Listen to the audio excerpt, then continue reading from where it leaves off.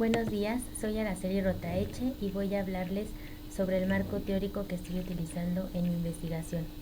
En Rotaeche 2008 se reportó una experiencia didáctica con estudiantes de nivel secundaria donde evidenciamos la construcción de ciertos significados de la noción de ángulo. Nos planteamos ahora hacer un estudio que nos permite entender cómo, a partir de esta construcción, se resignifica a través de sus usos y aplicaciones en las distintas asignaturas del nivel básico secundario.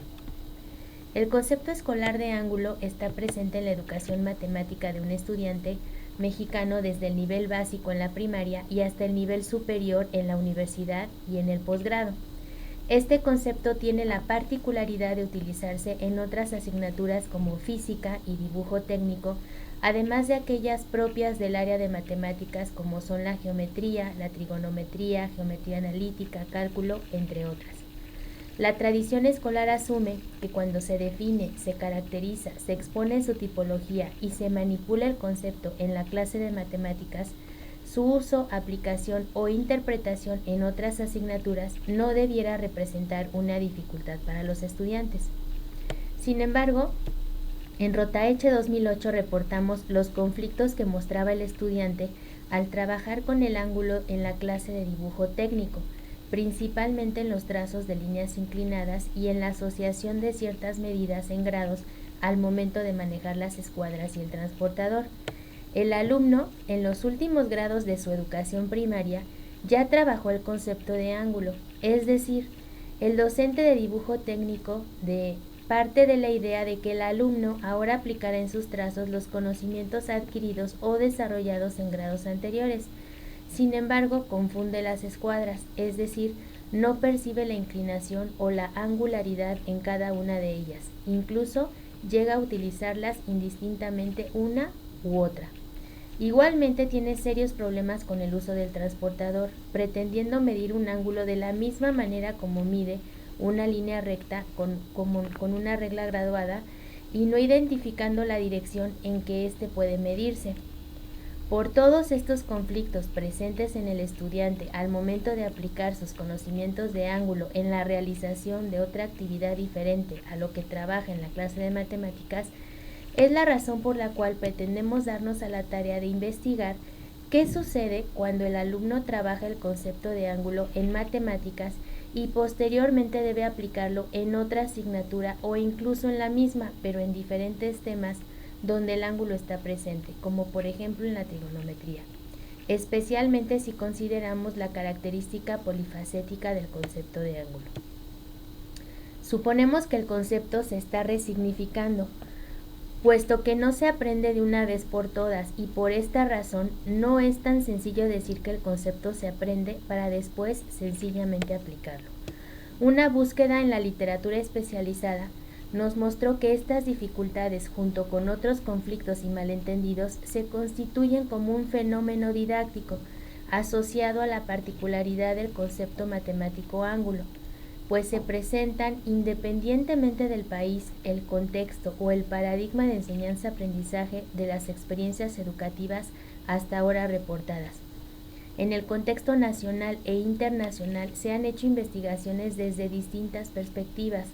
entre ellas la didáctica, la cognitiva y la histórica.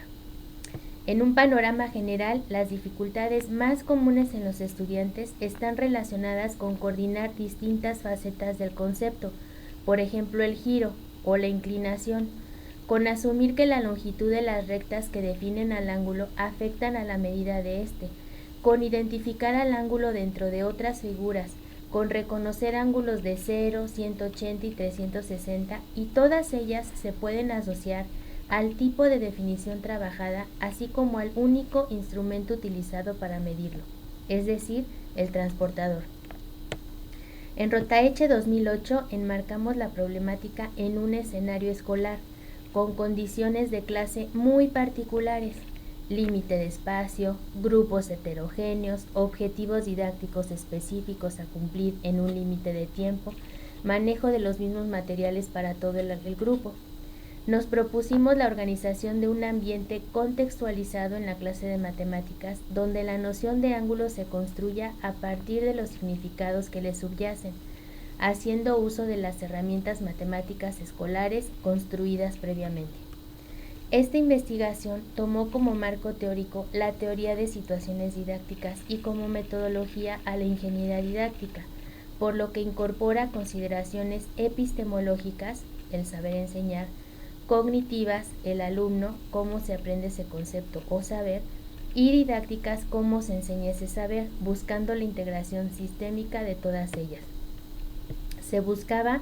que el alumno transitara entre etapas de acción, comunicación y prueba, siempre trabajando la noción de ángulo desde lo cualitativo y lo cuantitativo. Definir el concepto como una relación de objetos matemáticos, es decir, darle un estatus formal como concepto escolar, esa es tarea del profesor, es la institucionalización del saber escolar. Como dijimos anteriormente, en un principio contemplamos a la teoría de situaciones didácticas como marco teórico. Sin embargo, reconocemos que hay un cambio en el estatus que ésta le da a los saberes y el que estamos considerando en nuestra investigación. En tanto, nuestra secuencia didáctica no tiene la intencionalidad de aprender, construir un concepto, sino significados asociados a él. En esta dirección encontramos en la aproximación socioepistemológica una caracterización apropiada de la resignificación. Resignificar un concepto matemático escolar en particular se asocia al uso del conocimiento de los grupos humanos en una situación específica, Cordero 2005,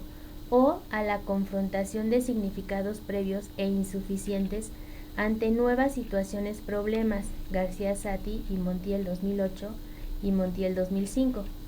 Producto de su transposición didáctica, el concepto de ángulo se construye en un periodo de 10 a 12 años. Las nociones trabajadas en cada nivel educativo están asociados a ciertos significados del concepto. Incluso es posible identificarlos a partir de las definiciones escolares, pues van acorde al contexto y tipo de problemática donde se le ubicará. En ese sentido, el concepto de ángulo no se aprende de una vez y por todas para poder usarse, aplicarse en cualquier situación, sino que cada situación le aporta un significado a la noción. A partir del contraste entre el concepto y la noción es posible marcar una diferencia entre la matemática y la matemática escolar. En la matemática no hay una única definición